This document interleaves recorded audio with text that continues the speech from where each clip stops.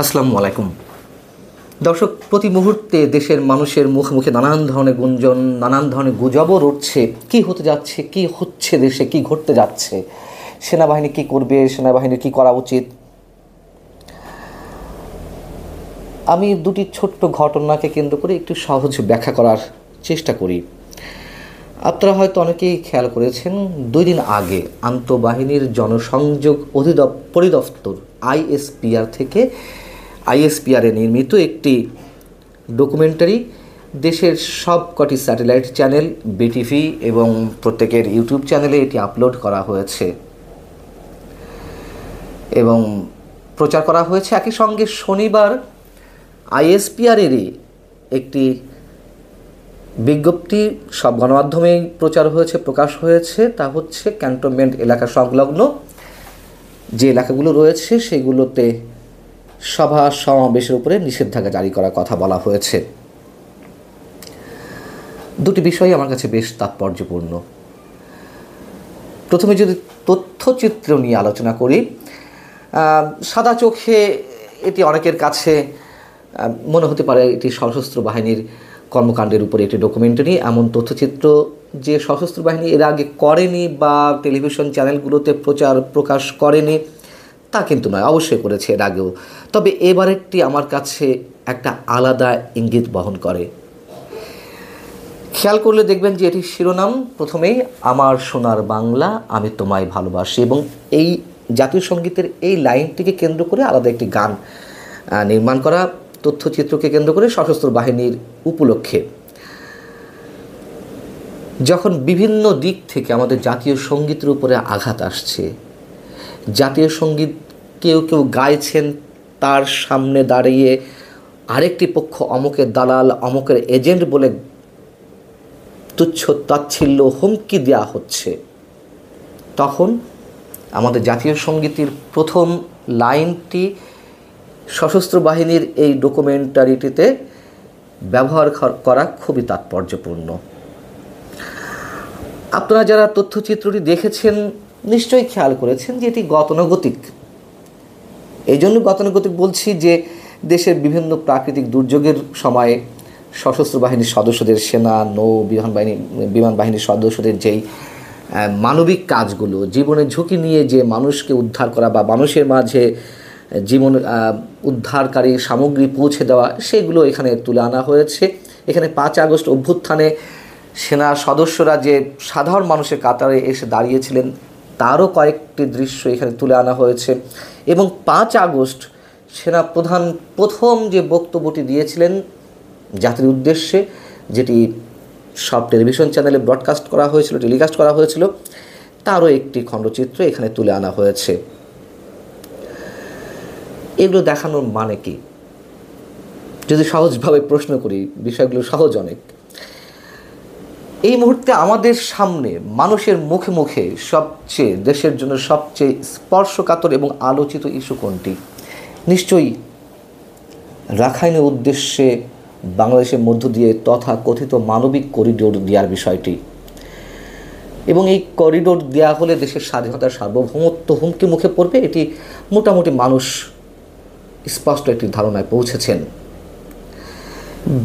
তথ্যচিত্রটি বা এই ডকুমেন্টারিটি খেয়াল করলে দেখবেন, বা এটি সবসময় থাকে যে দেশ রক্ষায়, দেশের স্বাধীনতার সার্বভৌমত্ব রক্ষায় সশস্ত্র বাহিনীর সদস্যদের যে নানান ধরনের মহড়া, সেই চিত্রটি বিশেষভাবে ফুটিয়ে তোলা হয়েছে। এবং এর মধ্য দিয়ে কি সেনাবাহিনী করিডোরের পক্ষে নয়, তারই একটি মেসেজ দেওয়ার চেষ্টা করা হলো, দেশ রক্ষায় সেনাবাহিনী সদা প্রস্তুত। সেটি নিয়ে আমরা বিবেচনা করতেই পারি। এবং আমি যতদূর জানি সেনাবাহিনী বা সেনা প্রধান এই করিডোরের বিপক্ষে অবস্থান করছেন, আমার তথ্যে যদি ভুল না হয়ে থাকে বা আমি আমার সোর্সের উপরে ভিত্তি করে যে কথাগুলো বলছি তা যদি দুর্বল না হয়ে থাকে। এবং সেই জায়গা থেকে এমন একটি সময়ে যখন জাতীয় সঙ্গীতের উপরে মুহুর্মুহু হামলা করার মতন যে পরিবেশ, করিডোর নিয়ে যেই পরিস্থিতি, মানুষের মধ্যে একটা উদ্বেগ, উৎকণ্ঠা, সবার উদ্দেশ্যে কি সেনাবাহিনী খুব নীরবে একটি বার্তা দেওয়ার চেষ্টা করল না এর মধ্য দিয়ে? দেখুন, সেনাবাহিনী নিয়ে অনেক মানুষের অনেক ধরনের অভিযোগ রয়েছে এবং সেসব অভিযোগের ভিত্তিও যে নেই তা কিন্তু নয়। সেনাপ্রধানকে দুই পক্ষই শত্রু মনে করছেন। আওয়ামী লীগের নেতা কর্মী সমর্থকদের একটি বিশাল অংশ, পাশাপাশি সরকারের একটি অংশ সেনাপ্রধানকে বিশ্বাস করতে পারছেন না, সে কথা আমি বরাবর বলে আসছি। যদি ছোট্ট একটা উদাহরণ দিই, আওয়ামী লীগ সরকারের সময় সেই সরকারের নানান ধরনের ত্রুটি, বিচ্যুতি, অপরাধ, অপকর্মের বিরুদ্ধে কথা বলতে গিয়ে সেনাবাহিনীর গোয়েন্দা বিভাগ, ডিজিএফআই আমার ব্যক্তিগত জীবনেও অনেক ধরনের সমস্যা সৃষ্টি করেছে। আমার পেশাগত জীবনে অনেক ধরনের বাধা সৃষ্টি করেছে, সমস্যার সৃষ্টি করেছে। তাই বলে কি আমি পুরো সেনাবাহিনীকে আমার ব্যক্তিগত পেশাগত জীবনের জায়গা থেকে পুরো বাহিনীকে আমি কাঠগড়ায় দাঁড় করাবো? নিশ্চয়ই না।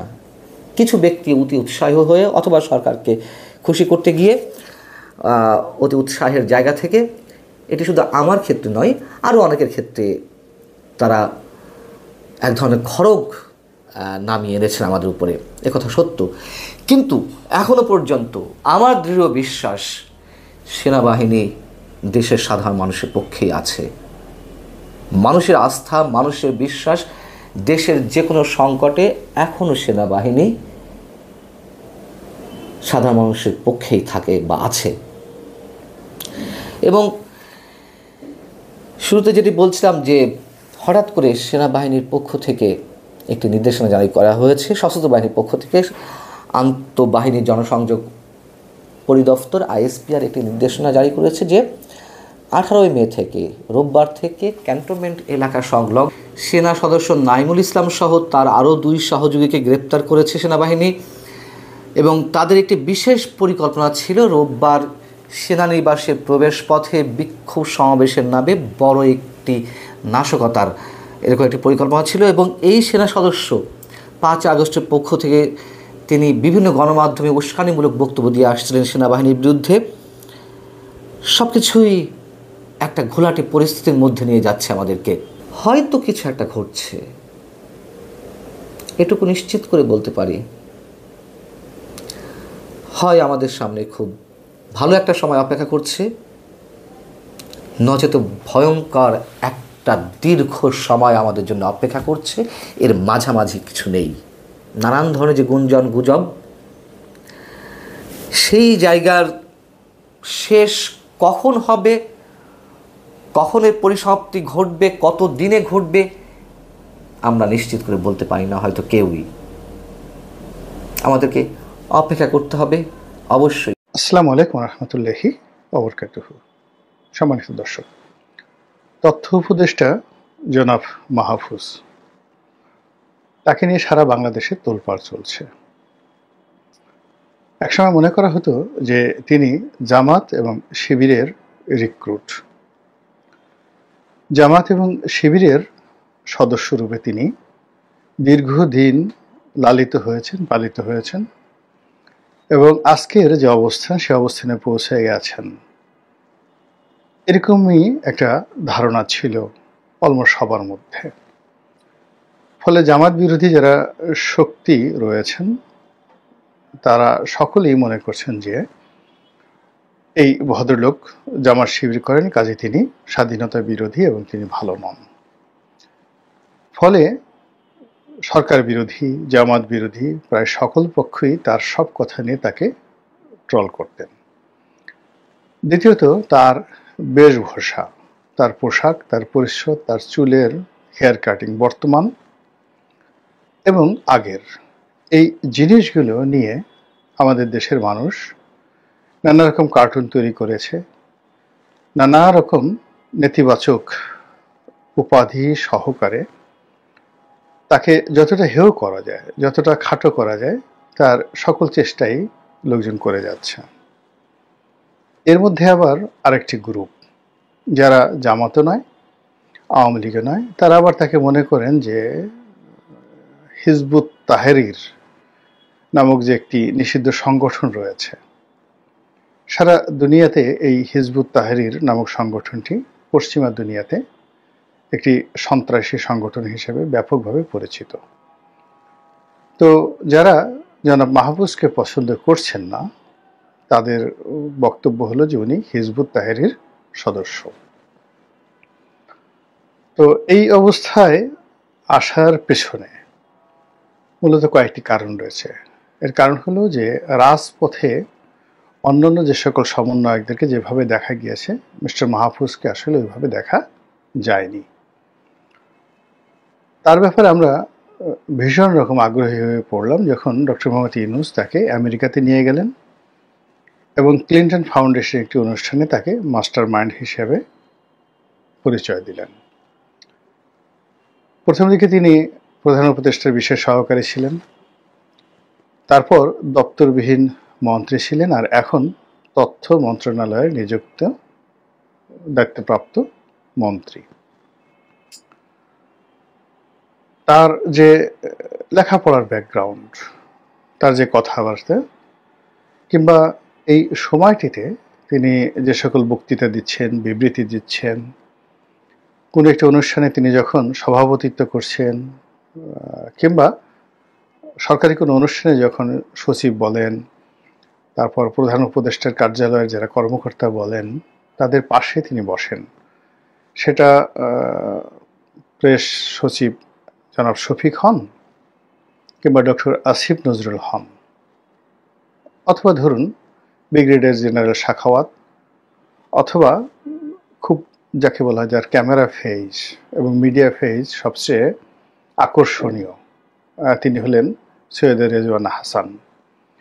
তো সেখানেও যখন তিনি বসেন তখন তাকে সবচেয়ে সপ্রতিভ মনে হয়, অন্য সবার থেকে আলাদা মনে হয়, এবং তিনি সকলের অ্যাটেনশন ড্র করেন।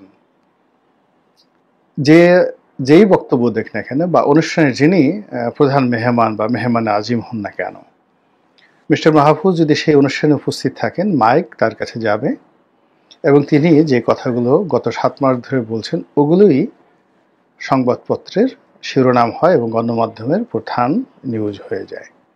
এটা হলো রুড় বাস্তবতা। এখন আপনি তাকে শিক্ষিত বলতে পারেন, অশিক্ষিত বলতে পারেন, গাড়ল বলতে পারেন, পণ্ডিত বলতে পারেন, মাস্টার মাইন্ড বলতে পারেন, দার্শনিক বলতে পারেন, এটা আপনার রুচি এবং অভিরুচির বিষয়। কিন্তু বাস্তবতা হলো গত 7 মাসে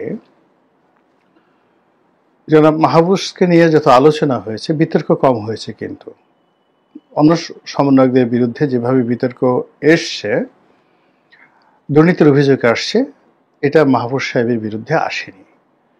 তাকে নিয়ে যে আলোচনা হয়েছে তার মতাদর্শ, তার কথা, তার দৃষ্টিভঙ্গি, এগুলো নিয়ে আলোচনা হয়েছে এবং তাকে সবাই ঈর্ষা করেছে। এই অবস্থাতে তিনি আলোচনার শীর্ষ অবস্থানে ছিলেন। আর সারা দেশের মানুষের কাছে তার ব্যাপারে একটা কৌতূহল ছিল, কে তিনি, কোথা থেকে এলেন, বাবার নাম কি, হঠাৎ করে এই অবস্থায় কিভাবে আসলেন, তারপর তার গন্তব্য কি, এখান থেকে তিনি কোথায় যাবেন, তার শেষ পরিণতি কি হবে, এ সমস্ত বিষয় নিয়ে যারা চিন্তা ভাবনা করেন তারা আবার ওনাকে নিয়ে নানা রকম সমীকরণ দাঁড়া করানোর চেষ্টা করেন। এভাবেই চলছিল। ইতিপূর্বে তিনি যে সকল বক্তব্য দিয়ে আলোচনা এবং সমালোচনার কেন্দ্রে এসেছেন, সেগুলো না হয় এবার নাই বললাম। এর কারণ হলো তিনি আমার ডিপার্টমেন্টের সতীর্থ, অর্থাৎ আমি ঢাকা বিশ্ববিদ্যালয়ে যে বিভাগে পড়েছি তিনিও একই বিভাগের ছাত্র। আমি আসলে এই তরুণ যারা আছেন তাদের কাউকে নিয়ে কখনো কোনো কথা বলিনি, আর ওনাকে নিয়ে তো একেবারেই বলিনি। এর কারণ হলো আগের যে রেজিম, সেই রেজিমের সময় অর্থাৎ 2014 থেকে 2024-25 পর্যন্ত আমার জীবনের যে দুর্বিষহ সময় অতিবাহিত হয়েছে, যে আতঙ্ক, যে ভয়, প্রতি মুহূর্তে আমাকে অমানুষের মতো মাথা নিচু করে চলতে বাধ্য করেছে। আমার দৈনন্দিন জীবন, আমার পারিবারিক জীবন, ব্যবসা বাণিজ্য সব কিছু রসাতলে গিয়েছে। ঠিক সেই রসাতলের মধ্যে পড়ে আমি যখন একেবারে ধরে নিয়েছিলাম যে জীবনের চাইতে মৃত্যু অনেক বেশি শোভনীয়, আকর্ষণীয়, ঠিক সেই সময়টিতে জুলাই আগস্ট বিপ্লব হয় এবং এই বিপ্লবের যারা পুরোধা অগ্রগামী তাদের প্রতি আমি কৃতজ্ঞ, আজীবন কৃতজ্ঞ থাকব এবং তাদের সম্পর্কে আমি কোনো কথা বলবো না, কখনো কোনো কথা বলবো না। যদি কিছু বলি সেটা ইতিবাচক এবং সেটি আমি বলার চেষ্টা করছি। তো কাজে আমি তাদেরকে নিয়ে আলোচনা যতটা সম্ভব করি না, কিন্তু এই জনাব মাহফুজ সাহেব সম্পর্কে এখন কিছু কথা একেবারে না বললেই নয়। এর কারণ হলো যে আমাদের মধ্যে যে বাঙালি যে বিষয়গুলো খুব বেশি আমাদের চরিত্রকে বিশ্ববাসীর সামনে উদ্ভাসিত করে, সেটা হলো আমরা কৃতজ্ঞ জাতি। ইংরেজিতে কৃতজ্ঞ বলতে আনগ্রেটফুল নয়, আরও জঘন্য যা কিছু বোঝায়। তো কৃতজ্ঞ জাতি, এই কৃতজ্ঞতার কোনো প্রতিশব্দ আমি অন্য অ্যারাবিক, তারপর হিন্দি, তারপর উর্দু, এরপর যাকে বলা হয় ইংরেজিতে আমি পাইনি। আপনারা যদি কেউ পেয়ে থাকেন আমাকে জানাবেন। কৃতজ্ঞ যে উপকারী শুধু মানে করে না, মানে অকৃতজ্ঞতা প্রকাশ করে না। কেউ যদি তাকে উপকার করে তার ক্ষতি না করে সে ছাড়ে না, তাকে ক্ষতি করতেই হবে। ক্ষতি না করে সে কোনো অবস্থাতেই মরবে না, এটাকে বলা হয় কৃতজ্ঞ। তো আমাদের মধ্যে সেই অভ্যাসটা রয়েছে, অস্থিরতা রয়েছে এবং অকৃতজ্ঞতা আনগ্রেটফুল রয়েছে, মুনাফিকি রয়েছে এবং ক্ষণে ক্ষণে সিদ্ধান্ত পরিবর্তন। আপনি একজনকে সমর্থন দিলেন, আরেকজন কানে কানে এসে বলে গেল কাজটা ঠিক হয়নি। মুহূর্তের মধ্যে আপনি আপনার সমর্থন প্রত্যাহার করে নিয়ে তার সঙ্গে কণ্ঠ মিলিয়ে বলবেন যে এই লোকটা এত খারাপ, আগে তো বুঝতে পারিনি। কিংবা কারোর সম্পর্কে যদি আপনার ভালো ধারণা হয়, মন্দ ধারণা থাকে, কেউ এসে আপনাকে কান পড়া দিয়ে গেল, আপনি সঙ্গে সঙ্গে আপনার সিদ্ধান্ত পরিবর্তন করে বললেন যে এই যে এত ভালো মানুষ ছিল আগে জানতাম না। তো এখন জামাত এবং শিবিরের যারা লোকজন রয়েছেন, যাদের সঙ্গে জনাব মাহফুজের একটা দহরম মহরম সম্পর্ক ছিল, আমরা যেভাবে বিশ্বাস করতাম এবং জামাতের আচরণেও মনে হয়েছিল যে সরকারে যারাই আছেন, নাহিদ ছিলেন, মাহফুজ আছেন, তারপরে সজীব ভুঁইয়া আছেন, তারা সবাই জামাতের রিক্রুটমেন্ট এবং জামাতের শুভার্থী। জামাতের আচরণে সেটা মনে হয়েছিল। কিন্তু অতি সম্প্রতি তিনি যুদ্ধাপরাধের বিচার চাওয়ার কারণে পুরো জামাতের যে টিমটি রয়েছে জলে স্থলে অন্তরিক্ষে, অর্থাৎ রাজনৈতিক ময়দানে, তারপর যাকে বলা হয় সোশ্যাল মিডিয়াতে এবং আরও অনেক জায়গাতে, ব্যবসা বাণিজ্য থেকে শুরু করে সব জায়গাতে, যাদেরকে বলা হয় স্লিপিং এজেন্ট, সবাই মিলে এই তরুণের বিরুদ্ধে সর্বোচ্চ শক্তি নিয়োগ করে অশ্লীলতা, অশ্রাব্যতা দিয়ে তাকে ক্ষতবিক্ষত করার চেষ্টা করছে। এখন এই ভদ্রলোককে সমর্থন করার মতো কোনো লোক আমি এই বাংলাদেশে দেখছি না। এমনকি সরকারের পক্ষ থেকেও তাকে কেউ সমর্থন করছেন না। হয়তো গোপনে গোপনে করছেন, কিন্তু প্রকাশ্যে তার যে বক্তব্য নিয়ে অন্য কেউ কোনো কথা বলছেন না। এর মধ্যে কথা উঠছে যে তাকে মন্ত্রী পরিষদ থেকে বা উপদেষ্টা পরিষদ থেকে বাদ দেওয়া হোক, তারপর আমরা তার জাঙ্গে খুলে ফেলবো, কাপড় চোপড় খুলে ফেলবো, তার গলার উপর পাড়া দিয়ে তার জিহ্বা টান দিয়ে ছিঁড়ে ফেলবো, এরকম নানা রকম হুমকি এবং ধামকি। তা আমার যেটা ব্যক্তিগতভাবে মাহফুজ সাহেবকে দেখে মনে হয়েছে যে তার মধ্যে একটা দৃঢ়তা রয়েছে, তার চিন্তার মধ্যে কৌশল রয়েছে এবং ভাইব্র্যান্ট এবং ভ্যারিয়েশন, এই দুটো তার চিন্তা এবং ব্যক্তিত্বের মধ্যে রয়েছে। গত 7-8 মাসে তিনি সময়ের প্রয়োজনে অনেক কথা বলেছেন, আবার সময়ের প্রয়োজনে সেই কথা থেকে সরে এসে নতুন কথা বলেছেন, যেটাকে আপনি ভাইব্রেট বলতে পারেন, রিকনসিলিয়েশন বলতে পারেন, অ্যাডাপশন বলতে পারেন, যেটি ডক্টর মোহাম্মদ ইউনূসের মধ্যেও নেই। এবং এই সরকারের সত্যিকার অর্থে যদি কেউ থাকেন যারা জনগণের পালসকে বোঝার ক্ষমতা রাখেন, এটা জনাব মাহফুজেরই আছে। রেজওয়ানা হাসানের নেই, অন্য কারোর নেই, ওনার আছে।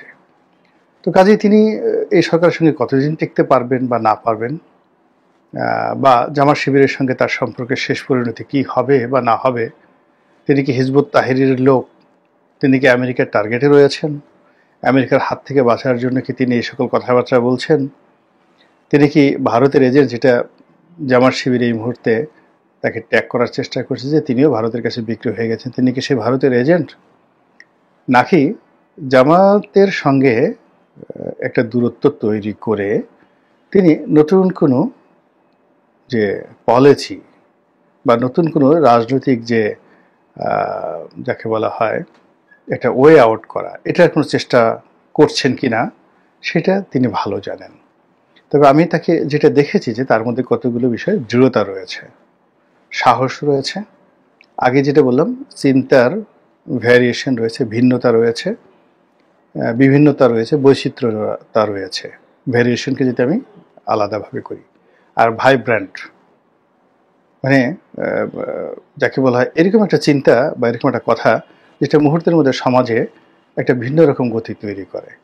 তো কাজেই তাকে যদি জামাত শিবিরকে মোকাবেলা করতে হয়, আমার কাছে মনে হচ্ছে না যে গালাগালি করে ভয় দেখিয়ে তাকে মোকাবেলা করা সম্ভব। তাকে মোকাবেলা করার জন্য তার সাথে আরও কয়েক ডিগ্রি যোগ্যতা